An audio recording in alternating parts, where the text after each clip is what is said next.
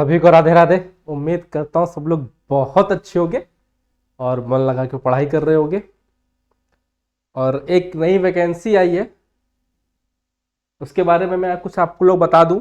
सारा डिटेल बताया जाएगा इसमें, सारी की सारी डिटेल, क्या सिलेबस है, क्या एग्जाम का पैटर्न रहने वाला है। ठीक है, फॉर्म डेट, लास्ट डेट, कुछ बच्चों का डाउट है ऐसी पोस्ट में सीट बिक जाती है या जो भी है। ठीक है, वो चीज़ क्लियर की जाएंगी। पहले तो निगेटिविटी अपने दिमाग से बिल्कुल निकाल दो। मतलब बहुत ज्यादा मैं आजकल देख रहा हूं कि स्टूडेंट्स के मन में निगेटिविटी ज्यादा है। यार अपने पे अपना ताकत बढ़ाओ ना यार, अपना नॉलेज बढ़ाओ ना यार, अपना पावर बढ़ाओ। सीट बिक जा रही है या जो नहीं बिक रही उस पर सिलेक्शन ले लो ना यार, क्या दिक्कत आ रही है ना। देखो, बुरा मानने वाली बात ये बिल्कुल नहीं है। हो सकता है बहुत बच्चे मुझे बुरा मान जाए, जो मैं बात सत्य है मैं वो बता रहा हूं। मान लेते हैं किसी एग्जाम में 100 सीट है, मान लो। क्योंकि यार मैं थोड़ा सा सुबह एक लड़के से बात हुई तो मैं उसका नेगेटिव देख रहा था कि कितना ज्यादा इस बच्चे के अंदर ये चीज है। उसको हालांकि मैं उसको फिर समझा, उस बात को समझ भी आया। ठीक है, बोला नहीं सर आप सही बोल रहे हो। क्या अगर 100 सीट है, मान लेता हूँ 10 बिक गई, मान लेता हूँ कि 10 बिक गई, तो 90 पे तो फाइट है ना मेरे भाई। 100 की 100 तो नहीं ना बिकेंगी। समझ रहे हो मेरी बात। जैसे 10 सीट आई है, 10 सीट में 10 सीट नहीं बिकती है, एक दो बिक गई, मान लेता हूं। तो ये भी होता है, बहुत कम होता है, बहुत कम जगह होता है। तो 8 सीट पे तो फाइट कर सकते हो। तो ये थोड़ा सा पॉजिटिविटी अपने अंदर लाओ ना, अपने नॉलेज को बढ़ाओ ना यार, अपने नॉलेज को बढ़ाओ, अपने पावर को बढ़ाओ। सब होगा। ठीक है, सब होगा। बस एक पॉजिटिव थिंकिंग रखो, बस अपने एटीट्यूड में चेंज लाओ। निगेटिविटी से बिल्कुल कोसों दूर चले जाओ, तभी बहुत आगे जा पाओगे।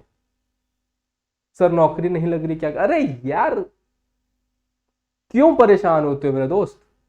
इतना परेशान नहीं हो जाता, आ जाना मेरे साथ। ठीक है, मिलके कमाएंगे। ठीक है, बहुत टीम है, धीरे धीरे बढ़ाएंगे इसको, बहुत पैसा है। ये सब अपने, मतलब मैं ऐसे चीज बोल रहा हूं, लेकिन ये सब अपने दिमाग से निकाल दो दोस्त। ठीक है, चलो आ जाओ आगे बढ़ते हैं। जैसे इस वैकेंसी में देखना कि बहुत से बच्चे बोलेंगे, ठीक है, कुछ कर नहीं सकते ना। दिक्कत ये है कि उनको कैसे समझाएं। क्या नॉलेज बढ़ा लो अपनी। उस 8 सीट पे जो 2 सीट बिक गई, उसके बाद भी जो 8 सीट बची, उस पे भी तो कुछ बंदा ही सेलेक्ट हो रहा होगा बच्चा पढ़ के, है ना। इस चीज को सोचो। ठीक है, चलो देखो। देखो एक फॉर्म आया है, Delhi skill and entrepreneurship university. ठीक है, ये उसकी वेबसाइट है www.dseu.ac.in। इसकी वैकेंसी है, 4-5 पोस्ट के लिए वैकेंसी आई है, फॉर्म स्टार्ट हो चुका है। हम डायरेक्ट वेबसाइट पे जाते हैं। जो बच्चे वेबसाइट देखना चाहते हैं, सर किस वेबसाइट पर है, मैं वेबसाइट आपके लिए खोल दे रहा हूँ। जैसे आपको अप्लाई करना होगा तो देखो, मैं यहाँ पे जूम, ये देखो dseu.ac.in जो मैंने आपको बताया था, ये वेबसाइट यहाँ पर है। ठीक है, इसके बाद आप खोलोगे तो आप जाओगे नॉन एकेडमिक पोजीशन पे क्लिक करोगे तो देखो ये एडवर्टीजमेंट खुल के आ जाएगा। जब इस पे क्लिक करोगे तो यही एडवर्टीजमेंट यहाँ पे खुल के आ जाएगी, जो मैंने पीडीएफ फॉर्म में आपको यहाँ पे ओपन करके दिया हुआ है ना। यहाँ पे आ जाओगे, बोलोगे तो मैं फॉर्म अप्लाई का भी वीडियो बना दूंगा। फिर यहाँ से आपको एक अप्लाई बटन कर दोगे, नया रजिस्ट्रेशन, और अपना फॉर्म भरना स्टार्ट कर देना, जो भी है। ठीक है, ये आपके फॉर्म है, सारी डेट, और यहाँ पे जाके अंतिम में आपको रजिस्टर करना है, बस।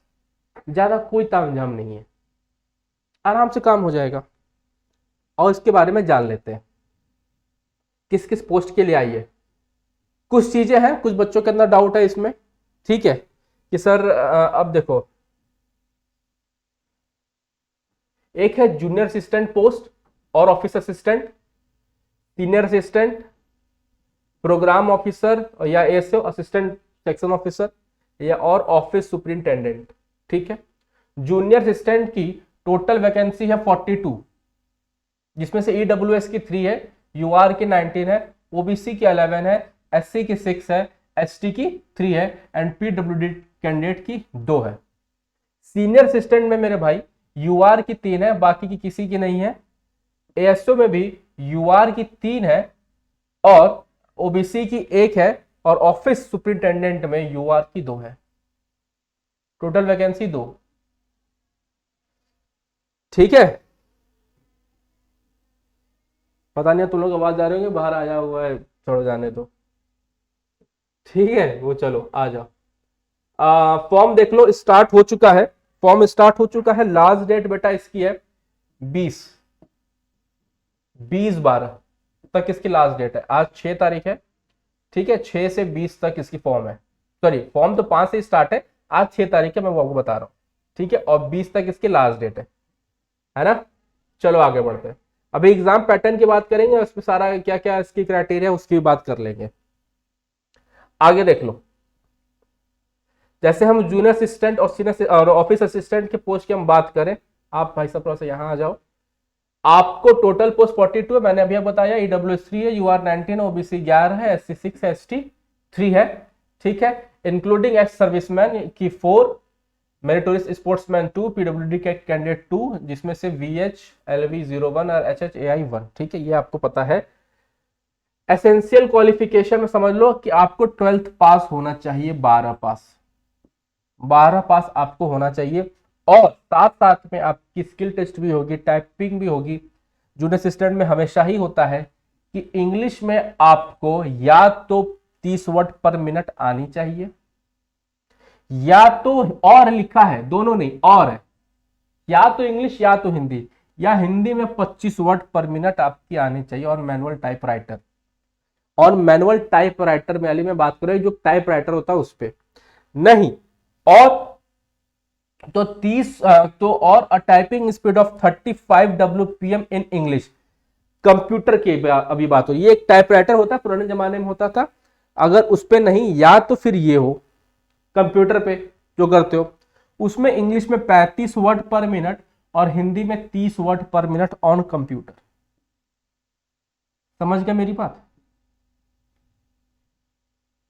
अगर टाइपराइटर पे करना है तो इंग्लिश पे 30, और कंप्यूटर पे करना है तो इंग्लिश में 35। अगर टाइपराइटर पे करना है हिंदी में तो 25, और कंप्यूटर पे करना है तो हिंदी में कितनी, 30। ये चीज है मेरे दोस्त। ठीक है, और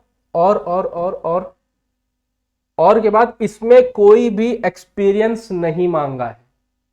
जूनियर असिस्टेंट के पोस्ट में कोई भी एक्सपीरियंस नहीं मांगा है, नहीं एसेंशियल नहीं डिजायरेबल।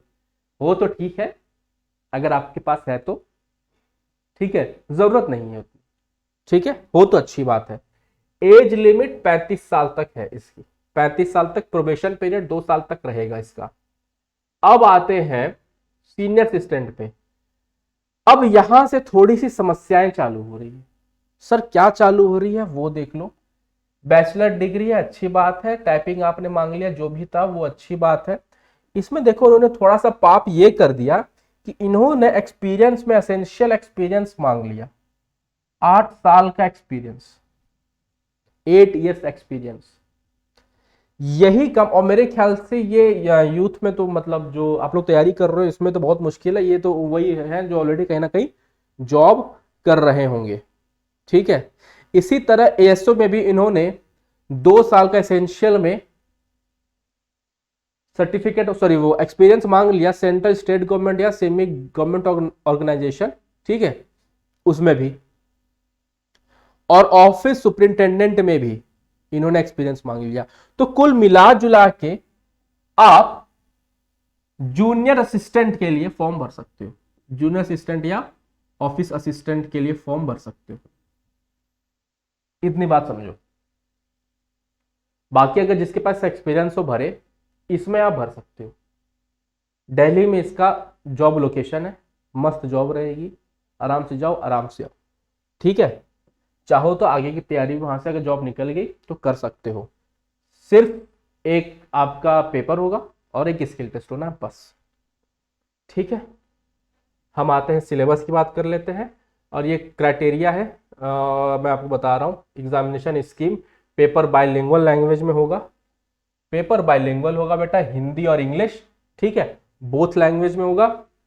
और एक बता दूं, minimum qualifying marks, minimum general की 35%, ईडब्ल्यूएस ओबीसी की, सॉरी, जनरल की 40, ओबीसी ईडब्ल्यूएस की 35 और एससी एसटी की 30। ये कट ऑफ नहीं है, ये मिनिमम है कि इतना तो आपको पाना ही पाना होगा। अगर इतना भी आप नहीं पाएंगे तो आपके आगे के मतलब वो जो जब कट ऑफ बनती है तो कट ऑफ बच्चों को के मार्क्स के आधार पर ही बनती है।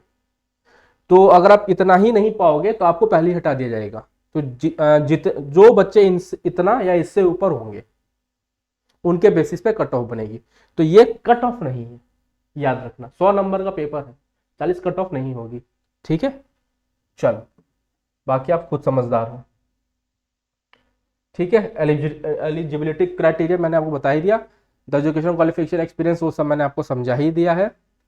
ठीक है, हाउ एवर एक चीज और समझ लो, how the final merit list will be prepared on the basis of aggregate marks of both MCQ examination and skill examination.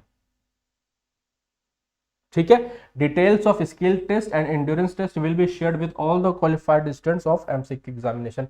जो बच्चे एमसीक्यू एग्जाम पास कर जाएंगे, मतलब सीबीटी 1, उसके बाद उसकी डिटेल उसको दी जाएगी स्किल टेस्ट के लिए। ठीक है, लेकिन मार्क्स दोनों के ऐड होंगे। यहां पर साफ साफ इन्होंने लिख दिया है, पॉइंट नंबर 4। ठीक है, चलो आगे देख लो। रिजर्वेशन बेनिफिट देख लेना, वो दिल्ली वालों को उन्होंने लिखा हुआ है कि उसी के हिसाब से उनको मिलेगा। ठीक है, बाहर वालों को जनरली शायद वो ट्रेड करेंगे। और आ जाओ, रिलैक्सेशन तो उन्होंने दिया ही हुआ है। अब हम आते हैं एग्जाम पैटर्न पर।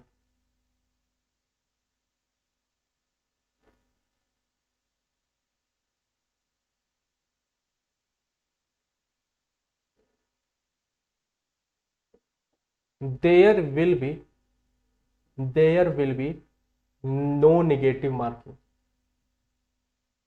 नेगेटिव मार्किंग नहीं है। ठीक है, the university reserve its right to prescribe a minimum cut off marks for any post as per ability of candidates.